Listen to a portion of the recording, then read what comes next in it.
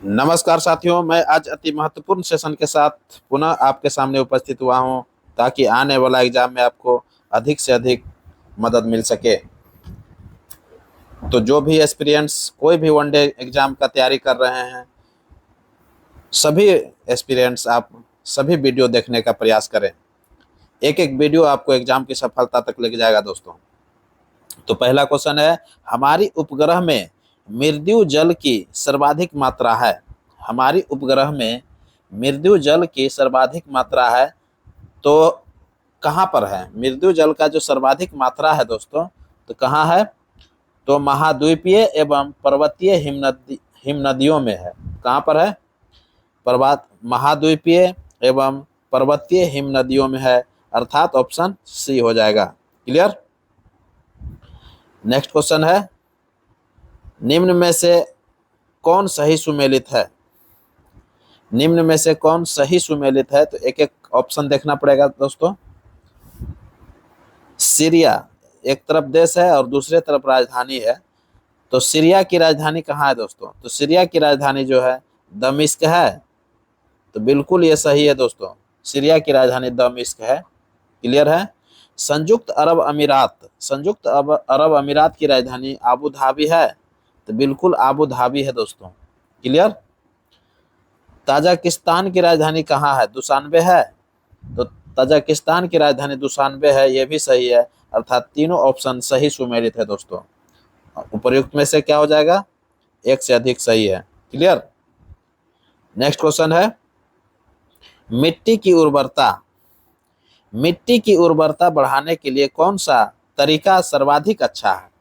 मिट्टी को जो उर्वरता बनाते हैं, जो मिट्टी सर्वाधिक उपज देने में सक्षम होता है, तो उसकी उर्वरता बढ़ाने की कोशिश करते हैं, तो उसका कहता है सर्वोत्तम जो है सर्वाधिक अच्छा तरीका क्या है?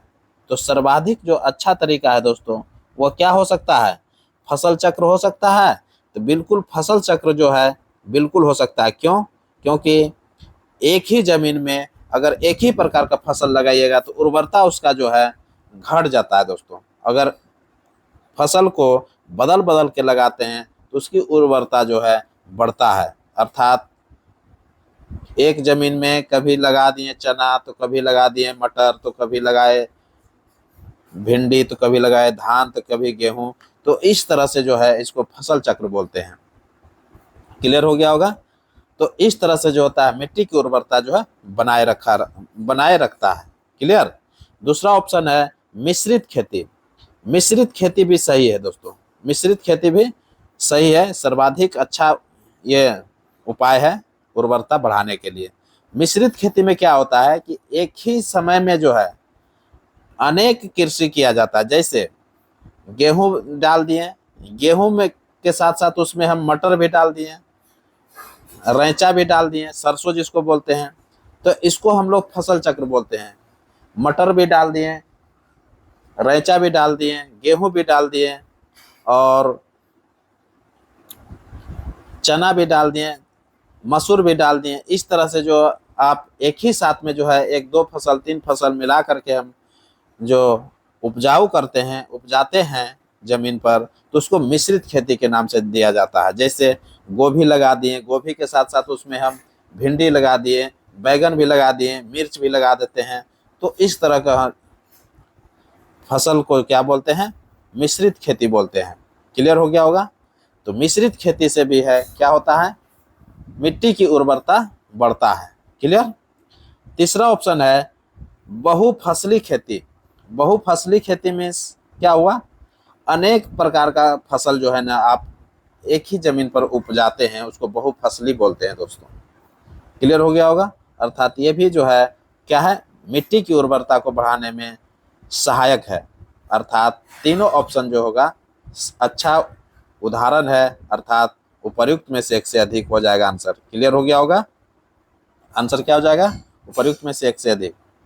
नेक्स्ट क्वेश्चन है, राजस्व घाटे की अपेक्षा, देखिए बहुत इंपॉर्टेंट क्वेश्चन है, राजस्व घाटे की अपेक्षा राजकोषीय घाटा जो होता है सदैव रहेगा। राजस्व घाटे की अपेक्षा, राजस्व घाटे की तुलना कर रहा है किससे? राजकोषीय घाटा से। तो सदैव क्या होगा, तो राजकोषीय घाटा से जो है क्या हो जाएगा, किसके किससे तुलना कर रहा है, तो राजस्व घाटा की अपेक्षा बोल रहा है दोस्तों। राजकोषीय घाटा जो होगा क्या होगा, सदैव क्या होगा, तो सदैव जो है राजकोषीय घाटा अधिक होगा। राजकोषीय घाटा क्या होगा, अधिक होगा, अर्थात ऑप्शन सी होगा। क्लियर। नेक्स्ट क्वेश्चन है, कौन सी मिट्टी कपास की खेती के लिए सबसे उपयुक्त है। कौन सी मिट्टी कपास की खेती के लिए सबसे उपयुक्त है, अर्थात काली मिट्टी जो हम लोग जानते हैं, जिसको रेगुर मिट्टी के नाम से जानते हैं, काली मिट्टी कपास के खेती के लिए उपयुक्त है। काली मिट्टी कपास की खेती के लिए उपयुक्त है, अर्थात ऑप्शन ए भी सही है। और रेगुर मिट्टी, काली मिट्टी को ही रेगुर मिट्टी बोलते हैं, अर्थात सी भी ऑप्शन सही है, अर्थात उपयुक्त में से एक से अधिक आंसर हो जाएगा। क्लियर हो गया होगा। काली मिट्टी को ही रेगुर मिट्टी बोलते हैं।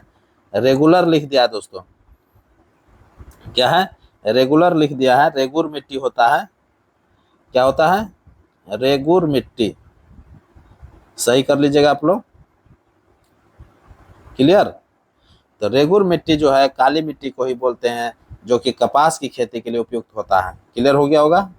नेक्स्ट क्वेश्चन है, कौन सा कथन सत्य है दोस्तों, बहुत ही इंपॉर्टेंट क्वेश्चन आ गया। कौन सा कथन सत्य है, तो एक एक कथन को हम लोग चर्चा करेंगे। लेटेराइट मिट्टियां जो है मालाबार तटीय प्रदेश में सर्वाधिक है, तो बिल्कुल जो है लेटेराइट मिट्टी जो है मालाबार के तट में जो है सर्वाधिक मात्रा में उपस्थित है दोस्तों। क्लियर हो गया होगा। बी ऑप्शन दे रहा है कि भारत में सबसे अधिक उपजाऊ मिट्टी जलोढ़ मिट्टी है, तो बिल्कुल जो है भारत में सबसे अधिक जो उपजाऊ मिट्टी है वो जलोढ़ मिट्टी होता है। क्यों, क्योंकि जलोढ़ मिट्टी में सभी प्रकार का फसल उपज होता है दोस्तों। धान, गेहूं, चावल, मक्का, चना, जो भी आप उपजा सकते हैं, उपज कर सकते हैं, तो सभी चीज का उपज होता है, अर्थात उपजाऊ मिट्टी क्या है, सर्वाधिक उपजाऊ मिट्टी तो जलोढ़ मिट्टी है। क्लियर। तीसरा है, भारत में लवणीय मृदा का सर्वाधिक विस्तार गुजरात में है, तो बिल्कुल जो है भारत में लवणीय मृदा का सर्वाधिक विस्तार जो है गुजरात में है, ये भी सही है, अर्थात तीनों ऑप्शन क्या है, सही है। तो उपयुक्त में से एक से अधिक आंसर हो जाएगा, डी हो जाएगा। क्लियर। नेक्स्ट क्वेश्चन है, यदि, बहुत इंपॉर्टेंट क्वेश्चन, यदि सकल राजकोषीय घाटे में से, कहता है कि यदि सकल राजकोषीय घाटे में से ब्याज भुगतान को निकाल दिया जाए तो अवशेष क्या कहा जाएगा, अवशेष को क्या कहा जाएगा।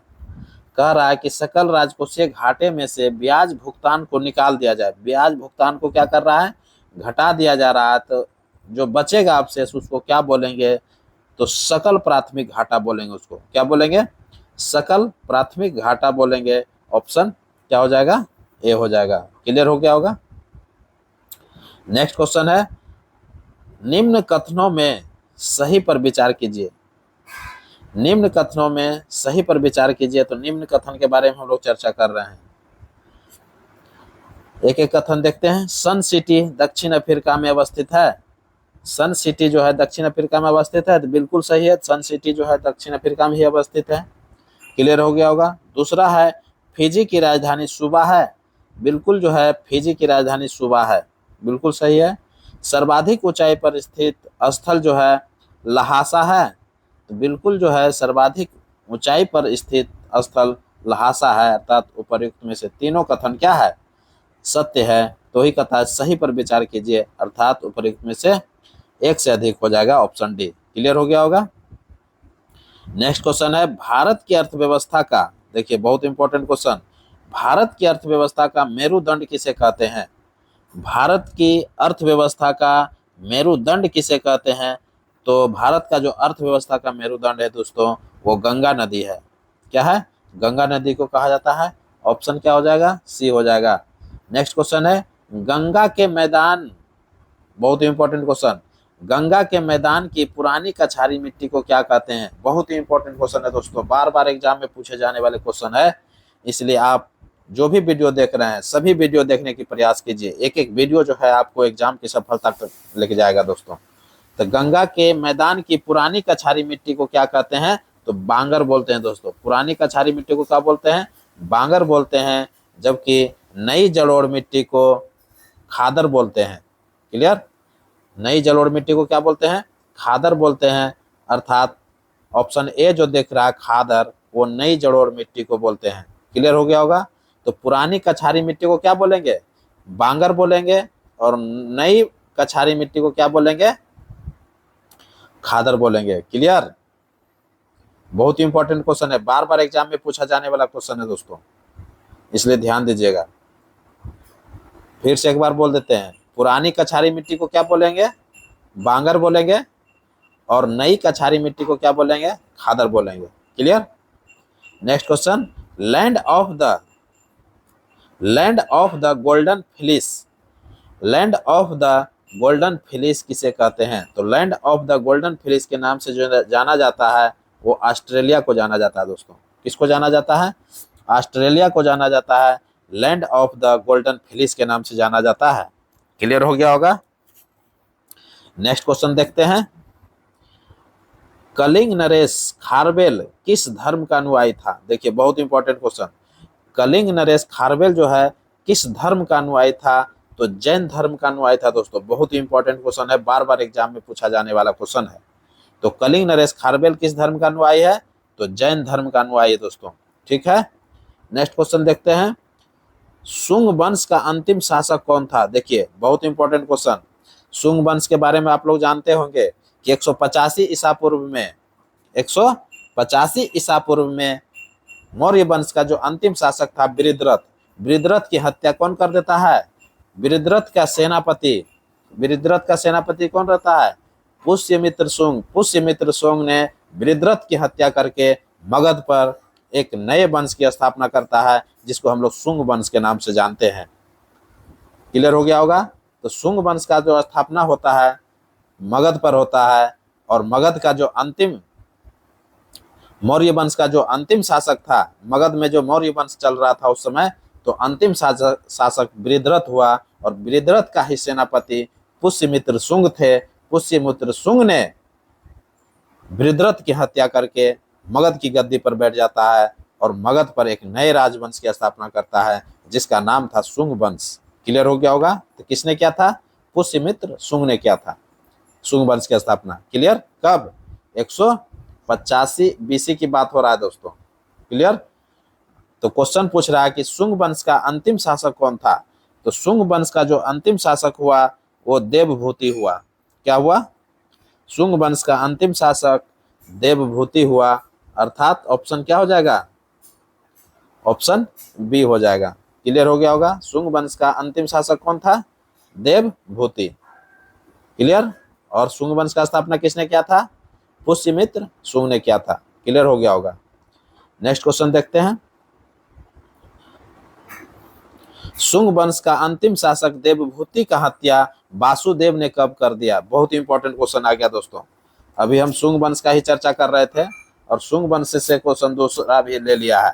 कहता है कि शुंग वंश का जो है अंतिम शासक देवभूति था। अभी जस्ट हम बता रहे थे कि शुंग वंश का अंतिम शासक कौन था? देवभूति हुआ था। तो कहता है कि देवभूति की हत्या जो है वासुदेव ने कर दिया था। किसने किया था? देवभूति की हत्या वासुदेव ने किया था। तो कब किया था? तो 73 बीसी में कर दिया था दोस्तों। ऑप्शन ए हो जाएगा, 73 बीसी ईसा पूर्व में कर दिया था। क्लियर? तो शुंग वंश जो है अपनी राजधानी कहाँ बनाया था? विदिशा में बनाया था। क्लियर? तो शुंग वंश का जो खत्म हुआ, तो शुंग वंश के बाद जो है कौन सा वंश स्थापित हुआ? तो कन्नब वंश स्थापित हुआ था। कौन सा वंश स्थापित हुआ? कन्नब वंश स्थापित हुआ। और कन्नब वंश का स्थापना किसने किया? यही वासुदेव ने किया। कौन किया? वासुदेव ने किया। क्लियर हो गया होगा? तो वासुदेव जो है कन्नब वंश का संस्थापक कहलाएगा। बिल्कुल क्लियर हो गया होगा? तो कन्नब वंश का अगर स्थापना पूछ दे तो क्या होगा? कन्नब वंश का स्थापना वासुदेव ने किया था। क्लियर? और कन्नब वंश जो है अपनी राजधानी पाटलिपुत्र को बनाया था। क्लियर हो गया होगा? कन्नब वंश ने अपनी राजधानी कहाँ बनाया था? पाटलिपुत्र को बनाया था। तो क्लियर हो गया होगा। कण्व वंश का जो स्थापना किया, जो 185 ईसा पूर्व में, कब क्या था? 73 ईसा पूर्व में क्या था? कब क्या था? 73 ईसा पूर्व में क्या था? और यो जो है 28 ईसा पूर्व तक जो है शासन किया था। 73 से कितना तक किया था? 28 तक किया था। क्लियर। बहुत कम समय के लिए मगध पर अपना साम्राज्य स्थापित किया था। तो कण्व वंश का जो अंतिम राजा हुआ वो सुशर्मन हुआ था। कण्व वंश का अंतिम राजा क्या हुआ था? सुशर्मन हुआ। और सुशर्मन को जो है सातवाहनों ने क्या किया? समाप्त कर दिया। कण्व वंश को सातवाहनों ने अंतिम रूप से क्या करता है? समाप्त कर देता है और सातवाहन वंश का शासन चलने लगता है। क्लियर। नेक्स्ट क्वेश्चन देख लेते हैं। तो कण्व वंश कब से कब तक चला था? 73 ईसा पूर्व से 28 ईसा पूर्व तक, बहुत कम समय के लिए चला था। कण्व वंश का संस्थापक कौन हुआ? वासुदेव हुआ। वासुदेव किसका हत्या किया था? तो देवभूति का हत्या किया था। देवभूति कौन था? शुंग वंश का अंतिम शासक हुआ था। शुंग वंश का स्थापना किसने किया था? पुष्यमित्र शुंग ने किया था। पुष्यमित्र शुंग ने किसको हत्या किया था? वृद्धरथ को किया था। वृद्धरथ कौन था? तो वृद्धरथ जो था मौर्य वंश का अंतिम शासक था। क्लियर। तो मौर्य वंश के संस्थापक कौन था? चंद्रगुप्त मौर्य था। तो इस तरह से आप क्लियर हो गए होंगे। और वासुदेव का जो है कहानी क्या होता है? वासुदेव क्या करते हैं? कण्व वंश की स्थापना करता है मगध पर 73 ईसा पूर्व में, और 28 ईसा पूर्व तक जो है कण्व वंश शासन करता है। और कण्व वंश का अंतिम राजा जो है सुशर्मन होता है। और कण्व वंश को अंतिम रूप से जो समाप्त कर देता है, किसने कर देता है? सातवाहनों ने कर देता है। क्लियर। यहाँ से है कि कण्व वंश के बाद सातवाहनों का जो है कहानी स्टार्ट हो जाता है। क्लियर हो गया होगा। नेक्स्ट क्वेश्चन की ओर बढ़ जाते हैं। नेक्स्ट क्वेश्चन है, पांडवों का पहला उल्लेख किसने किया? पांडवों का पहला उल्लेख किसने किया? तो पांडवों का जो है पहला उल्लेख जो किया था वो मेगास्थनीज ने किया। किसने किया? मेगास्थनीज ने किया। ऑप्शन ए हो जाएगा। पांडवों का पहला उल्लेख जो मिलता है किसने किया था? वो मेगास्थनीज ने किया था। क्लियर। नेक्स्ट क्वेश्चन है, टोंगा साई। टोंगा साई कहाँ है? टोंगा खाई होना चाहिए, ये गलती लिख दिया है। टोंगा खाई जो है कहाँ होगा? सही कर लीजिएगा आप लोग। ये खाई है, क्या है? खाई है। टोंगा खाई जो है, टोंगा खाई कहाँ है? तो दक्षिण प्रशांत महासागर में है दोस्तों। कहाँ पर है? दक्षिण प्रशांत महासागर में है टोंगा खाई। कौन सा खाई है? टोंगा खाई है। क्लियर। टोंगा खाई जो है दक्षिण प्रशांत महासागर में है, ध्यान रखिएगा। क्लियर। नेक्स्ट क्वेश्चन है, अगुलहरास जलधारा कहाँ है? बहुत इंपॉर्टेंट क्वेश्चन, बार बार एग्जाम में पूछे जाने वाला क्वेश्चन है दोस्तों। अगुलहरास जलधारा कहाँ है? तो अगुलहरास जलधारा जो है ये हिंद महासागर की जलधारा है दोस्तों। किसका है? अगुलहरास जो है हिंद महासागर की जलधारा है। ऑप्शन ए हो जाएगा। नेक्स्ट क्वेश्चन है, वायु क्या है? वायु क्या है? तो वायु जो है मिश्रण है दोस्तों। बहुत इंपॉर्टेंट क्वेश्चन, बार बार एग्जाम में कंफ्यूजन करने वाला क्वेश्चन है दोस्तों, इसलिए कंफ्यूजन मत कीजिएगा। बहुत लोग क्या करता है, वायु को यौगिक मार कर आ जाता है, जबकि वायु क्या है? मिश्रण है दोस्तों। ऑप्शन बी हो जाएगा। क्लियर। क्यों मिश्रण है? क्योंकि वायु में विभिन्न गैसें जो है अनुपातिक ना होकर के भिन्न भिन्न मात्रा में मौजूद रहता है। अगर अनुपातिक होता, वायु में जो विभिन्न गैसें जो दौड़ रहे हैं ये अगर अनुपातिक रूप से मूव करते हैं तो वो यौगिक कहलाता, लेकिन अनुपातिक रूप से क्या करते हैं? मूव नहीं करते हैं, अर्थात भिन्न भिन्न रूप में मूव करते हैं, मौजूद रहते हैं, इसीलिए यह यौगिक नहीं होकर के क्या है? ये मिश्रण कहलाता है। क्लियर। नेक्स्ट क्वेश्चन है, भारत में सबसे पुराना जल विद्युत स्टेशन है। भारत में सबसे पुराना जल विद्युत स्टेशन जो है क्या है? भारत की बात कर रहा है। भारत में सबसे पुराना जल विद्युत स्टेशन जो है वो कौन सा है? तो भारत में सबसे पुराना जल विद्युत स्टेशन कौन सा है दोस्तों? तो सिद्राबाग है, जल विद्युत स्टेशन है ये सिद्राबाग। ऑप्शन सी हो जाएगा। नेक्स्ट क्वेश्चन है, हाल ही में कहाँ विश्व की सबसे पुरानी ज्ञात गुफा पेंटिंग खोजे गए हैं?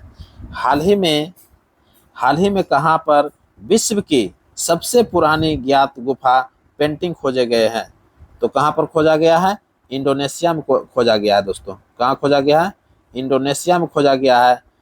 देखिए, इंडोनेशिया अर्थात एशिया जो है इंडोनेशिया में ही पड़ता है, एशिया में ही इंडोनेशिया पड़ता है। तो देखिए एशिया भी लिख दिया है, तो ध्यान दीजिएगा आप लोग, क्या होगा? इंडोनेशिया होगा। हाल ही में कहाँ जो है विश्व की सबसे पुरानी ज्ञात गुफा पेंटिंग खोजे गए हैं? तो इंडोनेशिया में खोजा गया है। इंडोनेशिया एशिया का ही एक देश है। क्लियर हो गया होगा। नेक्स्ट क्वेश्चन देख लेते हैं, अलमाटी बांध किस नदी पर है? अलमाटी बांध जो है किस नदी पर है? तो कृष्णा नदी पर है दोस्तों। किस नदी पर है? कृष्णा नदी पर है। ऑप्शन क्या हो जाएगा? बी हो जाएगा। अलमाटी बांध कृष्णा नदी पर है। क्लियर।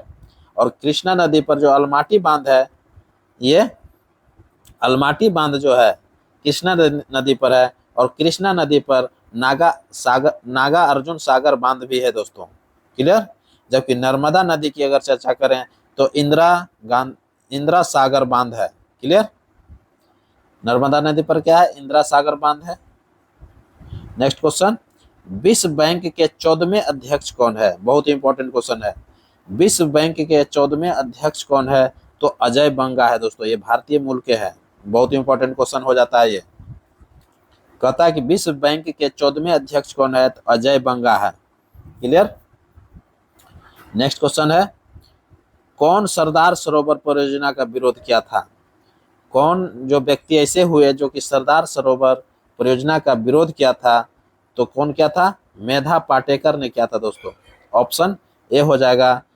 कौन सरदार सरोवर परियोजना का विरोध किया था? तो मेधा पाटेकर ने किया था। क्लियर।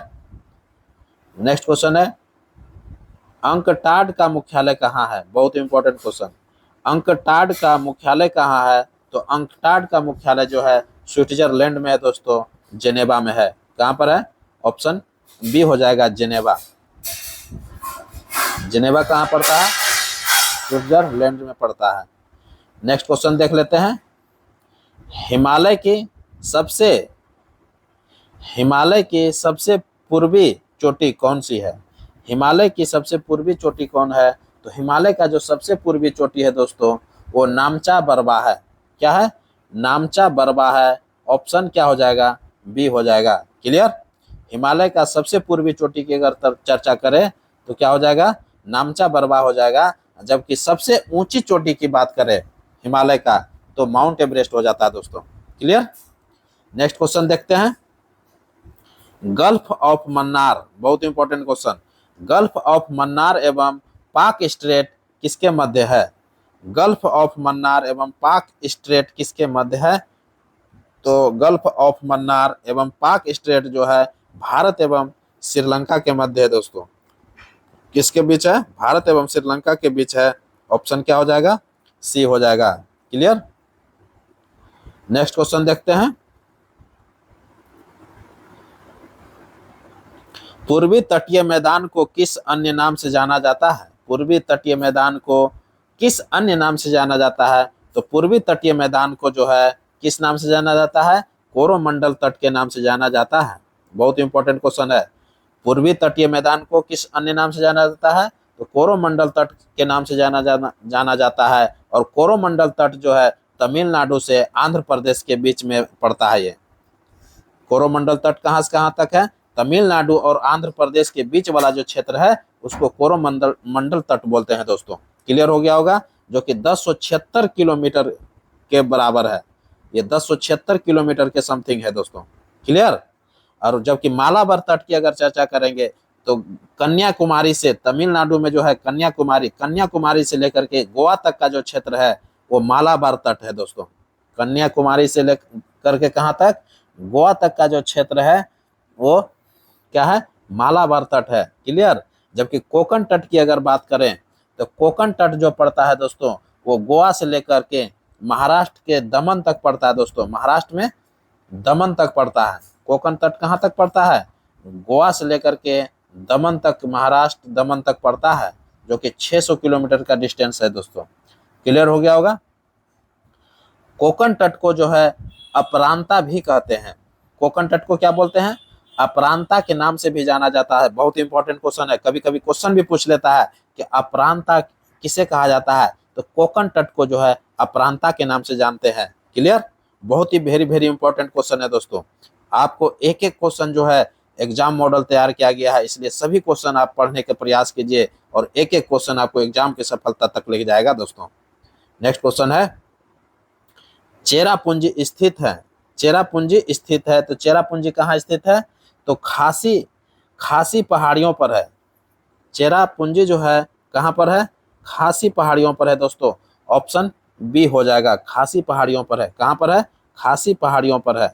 चेरापूंजी कहाँ है? खासी पहाड़ियों पर है। पहले सबसे ज्यादा जो वर्षा होता था चेरापूंजी में ही होता था, लेकिन अब आजकल जो वर्षा जो होता है वर्तमान में सबसे ज्यादा वो मासिन राम में होता है, वो मेघालय में होता है। चेरापूंजी भी मेघालय में ही पड़ता है। क्लियर। चेरापूंजी भी कहाँ पड़ता है? मेघालय में ही पड़ता है, खासी पहाड़ियों पर पड़ता है। क्लियर। खासी पहाड़ियों पर पड़ता है। जबकि मासिन राम जो है ये भी मेघालय में है। पहले चेरापूंजी में सर्वाधिक वर्षा होता था, अब जो सर्वाधिक वर्षा होता है कहाँ होता है? मासिन राम में होता है। क्लियर हो गया होगा। नेक्स्ट क्वेश्चन है, भारत के कितने राज्य तटीय रेखा से स्थित है? तटीय रेखा पर स्थित है। देखिए कह रहा है क्वेश्चन, भारत का कितने राज्य जो है तटीय रेखा वाला राज्य है? तटीय रेखा वाला राज्य हो जाएगा दोस्तों, ये गलत पर नहीं होना चाहिए। भारत के कितने राज्य तटीय रेखा वाला राज्य है? क्या है? तटीय रेखा वाला राज्य है। तो कितने राज्य है दोस्तों?